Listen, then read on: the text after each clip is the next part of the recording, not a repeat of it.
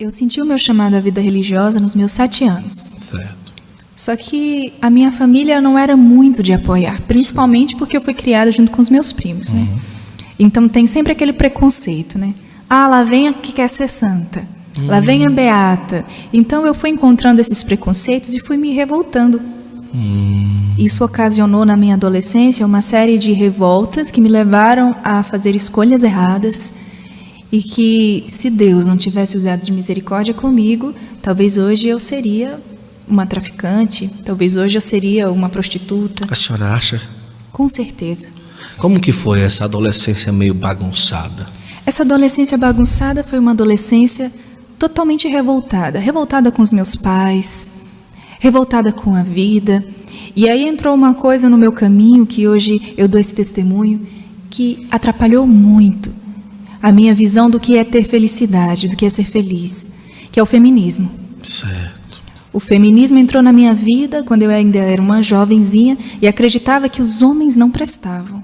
Entrou como? Alguém que chegou, a senhora escutou alguém falando? Influências, Guto. Influências na internet, influências na televisão. Certo.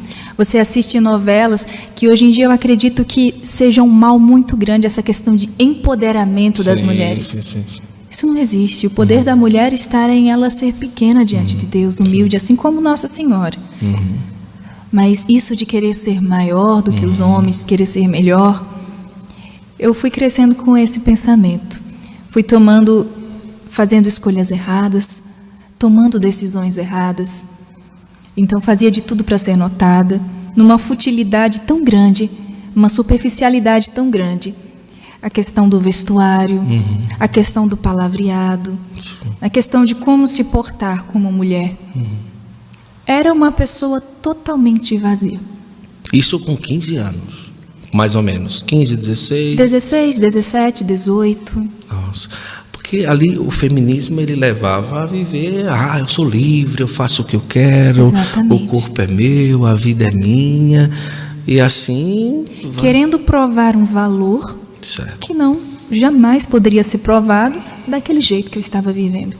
Então nesse período aí, igreja nem ia tanto. Eu ainda cantava no coral. Cantava no coral. Cantava no coral da igreja, Certo. com certos pensamentos.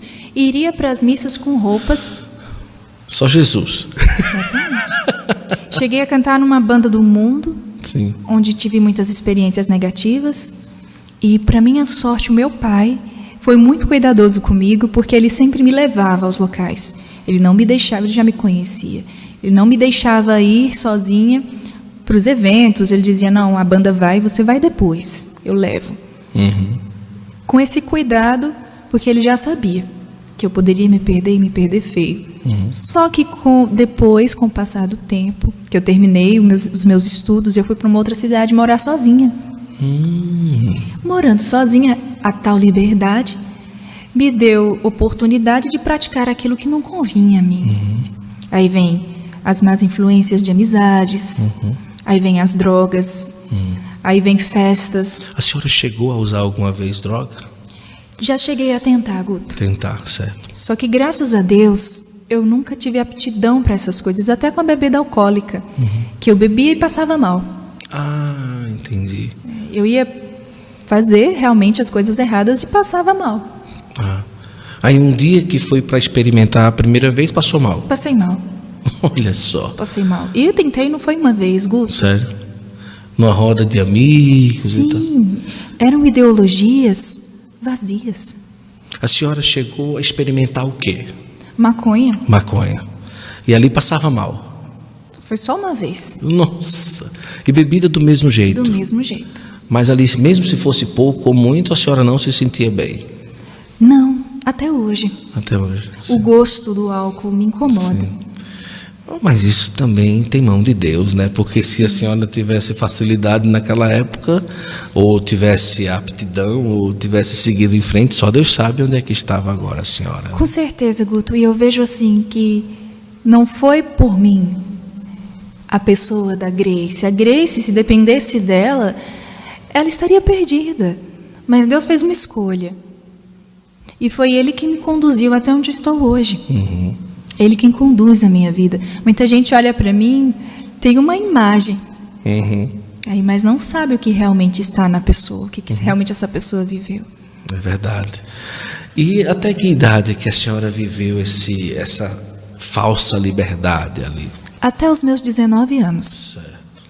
Morou sozinha até 19 anos? Morei sozinha, depois que eu terminei o colégio, fiquei um tempo trabalhando na minha cidade, só que aí não me oferecia uma faculdade, um estudo superior. Então eu fui para outra cidade onde eu podia estudar. Nesta cidade foi onde tudo começou, a questão da prática daquelas coisas que eu já vinha alimentando com o tempo, né? Certo. E foi onde eu tive oportunidade, estava fora dos olhares dos meus pais. E ali? Eu poderia fazer o que eu queria.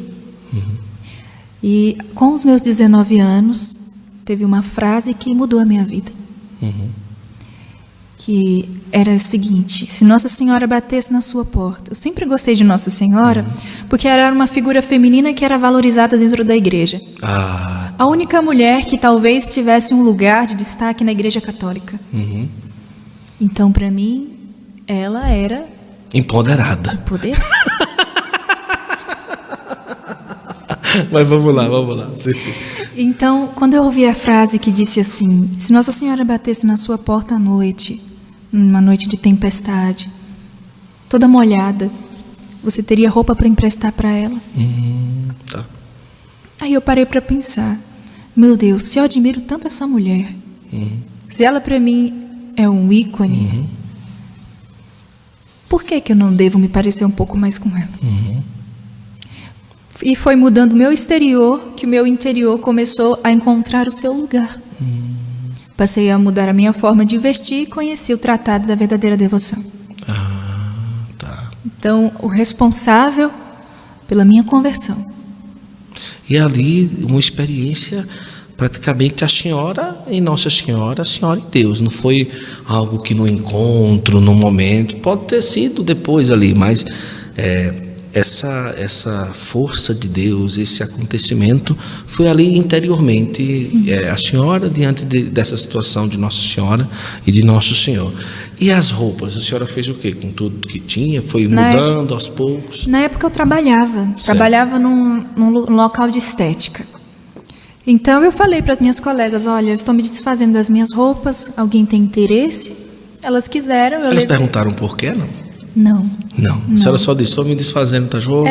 Aí elas aceitaram e assim eu me desfiz dessas roupas. Mas eu não gostaria de vê-las usando, porque não eram roupas que valorizassem elas, né? Mas enfim, e eu fui mudando aos poucos. Então me consagrei a Nossa Senhora segundo o método de São Luís, no dia 8 de dezembro de 2016. Dia da Imaculada. Então, em 2017, que foi o ano mariano, que eu senti o chamado da vocação religiosa mais forte dentro de mim. Voltou. Lá dos 7 anos. Isso. Voltou.